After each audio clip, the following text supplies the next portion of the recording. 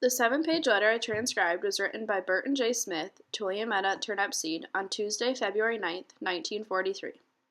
On that Tuesday, the United States declared victory against Japan in the 7-month World War II campaign for Guadalcanal. Burton J. Smith is writing from Ellington Field Joint Reserve Base near Houston, Texas, to his mistress in Springfield, Iowa. He was born on January 11, 1916 in Adrian, Michigan. Smith attended the University of Michigan and graduated with his bachelor's degree.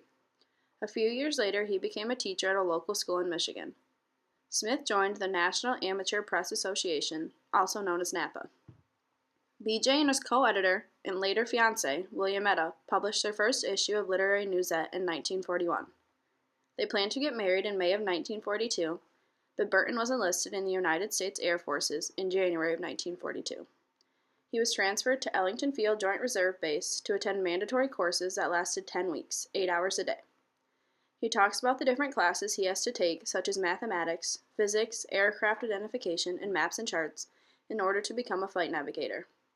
From what it seems like in his letter, he is telling his lover that he has an advantage of a more formal education. To me, this sounds like he is benefiting from it, because earlier he noted he had to get 100% on tests and quizzes in the class, or he would fail and be unable to move on to a more advanced training camp. Another requirement for the United States Air Force is to get a series of 3 typhoid fever vaccinations. Typhoid is a serious infectious bacterial fever with red spots on the chest and stomach area, lasting 2 to 3 weeks. At the beginning of the letter, he is telling his lover that he is out of the hospital again after 3 weeks.